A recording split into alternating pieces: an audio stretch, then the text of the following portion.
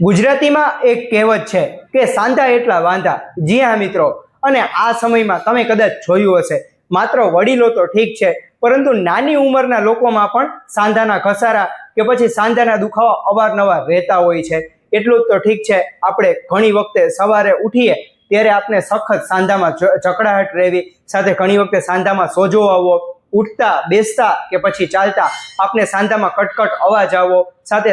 સાંધામાં સખત દુખાવો થવો, આવી તમામ તકલીફો આપણે અવારનવાર રહેતી હોય છે। અને જ્યારે આપણે ડૉક્ટર પાસે જઈએ અને ડૉક્ટર જ્યારે ચેકઅપ કરે છે, એક્સરે કરાવીએ છીએ, ત્યારે આપણે કહે છે કે તમારી બે સાંધા વચ્ચેની ગાદીઓમાં ઘસારો થયો છે, અથવા તો જે તમારા હાડકાં છે તે નબળા પડ્યા છે અને તેને કારણે જે તમને અવારનવાર જે દુખાવો રહે છે। પરંતુ શું તેમનો એકમાત્ર ઉપાય તે માત્ર ઓપરેશન જ છે? ના, એ સિવાય પણ આપણે આયુર્વેદ અનુસાર જોઈએ કે તેમના ઈલાજ ઘણા બધા છે, અને જો તેમનો જે આયુર્વેદ સારવાર આપણે અપનાવીએ તો જરૂરથી જે સાંધાનું ઓપરેશન કે પછી જે સાંધા બદલવાની જે પ્રક્રિયા છે તેનાથી આપણે બચી જઈએ છીએ। તો મિત્રો, તે આજના વિડીયોમાં જરૂરથી આપણે જાણીએ। અને એ પહેલા અગત્યની વાત એ કરીએ કે આપણે ઘણી વખતે ડૉક્ટર પાસે જઈએ છીએ કે સાહેબ, હું જ્યારે સવારે ઉઠું છું ત્યારે મને સખત સાંધામાં દુખાવો રહે છે, અને તેમાં પણ આ સમયમાં એટલે કે મોટા ભાગના સાંધાના દુખાવામાં સૌથી મહત્વના સાંધાના દુખાવો એટલે કે મિત્રો ઘૂંટણના સાંધા। જ્યાં મિત્રો કે જેમનો ઘસારો આપણે અવારનવાર રહેતો હોય છે, અને મિત્રો આપણા આખા શરીરનો વજન તે ઘૂંટણના સાંધા પર રહે છે, અને જ્યારે ઘૂંટણના સાંધાની ગાદીમાં ઘસારો થાય છે અને પરિણામે આપણે તે બે જે સાંધા વચ્ચેની જગ્યા વધી જતી હોય છે, અને તેને કારણે આપણે સખત કટકટ અવાજ આવવો, સાથે ઘણી વખતે તે જે ઘૂંટણના સાંધાની આજુબાજુ આપણે સોજો આવી જવો, આવી તમામ તકલીફો આપણે રહેતી હોય છે। એટલું તો ઠીક છે, તે જે દુખાવાને કારણે આપણે ઘણી વખતે તાવ આવી જવો, આવી તમામ સમસ્યા આપણે અવારનવાર રહેતી હોય છે। પરંતુ જ્યારે આપણે ડૉક્ટર પાસે જઈએ અને ત્યારે આપણે ઘણી વખતે આપણે પેઇન કિલર્સ લઈએ છીએ, કેલ્શિયમ સપ્લિમેન્ટ્સ લેતા હોઈએ છીએ, અથવા તો આપણે સ્ટીરોઇડ્સના ઇન્જેક્શન લેતા હોઈએ છીએ, પરંતુ તે ક્યાં સુધી, કેટલો ટાઈમ, તેનો સંપૂર્ણપણે સચોટ સારવાર આપણે લેવી હોય તો જરૂરથી આપણે આયુર્વેદ પદ્ધતિ અપનાવીએ। તો મિત્રો, આપણે આયુર્વેદ અનુસાર જોઈએ કે જે તેમનું મૂળ કારણ એટલે કે મિત્રો આપણા શરીરમાં વધેલો વાયુ દોષ, કે જ્યારે મિત્રો આપણે વધેલા વાયુ દોષને આપણે કુદરતી રીતે શમન કરીએ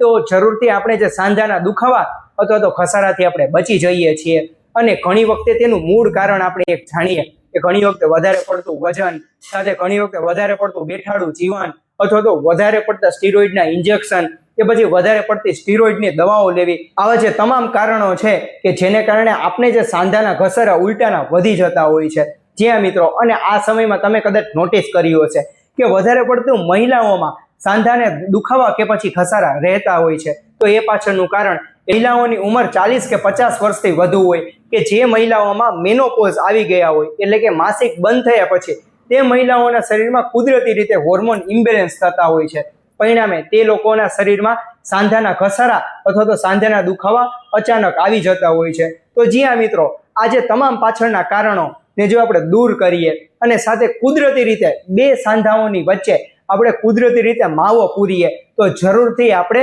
આજે સાંધાના ઘસારા કે દુખાવાથી બચી તો જઈએ છીએ, સાથે સાથે આપણે ઓપરેશન કે પછી જે સાંધા બદલવાની જે ઓપરેશન છે તેનાથી પણ આપણે બચી જઈએ છીએ। તો જી હા મિત્રો, આપણે આયુર્વેદ અનુસાર જાણીએ કે સૌથી પહેલા આપણે અગાઉ વિડીયોમાં જાણ્યું કે આપણે વાત દોષનું શમન કરીએ, સાથે સાથે આપણે આયુર્વેદ પદ્ધતિ એટલે કે આપણે નેચરલ હિલિંગ પ્રોસેસ કરીએ, એટલે કે મિત્રો કુદરતી રીતે આપણા સાંધામાં નેચરલી રીતે લુબ્રિકેશન પૂરું પાડીએ કે જેથી કરીને જે બે ગાદી વચ્ચેનો જે ઘસારો છે તેને તે આપણે અટકાવીએ, સાથે સાથે જે આપણા શરીરમાં હોર્મોનલ ઇમ્બેલેન્સ થયું છે તેને આપણે તે કુદરતી રીતે બેલેન્સ કરીએ કે જેથી કરીને આપણે કેલ્શિયમ સપ્લિમેન્ટ્સ પણ કુદરતી રીતે મળી રહે છે, પરિણામે આપણે જે બે ગાદી જે ઘસાઈ છે તે કુદરતી રીતે તે એકદમ પાછી ફરીથી તેમને પુનર્જીવન આપીએ કે જેથી કરીને આપણો સાંધો ફરીથી એવો ને એવો થઈ જતો હોય છે, અને પરિણામે આપણું જે લાઈફસ્ટાઈલ છે, આપણી જે લાઈફ છે તે નેચરલી રીતે આપણે જીવી શકીએ છીએ। તો જી હા મિત્રો, આપણે આયુર્વેદ પદ્ધતિ અનુસાર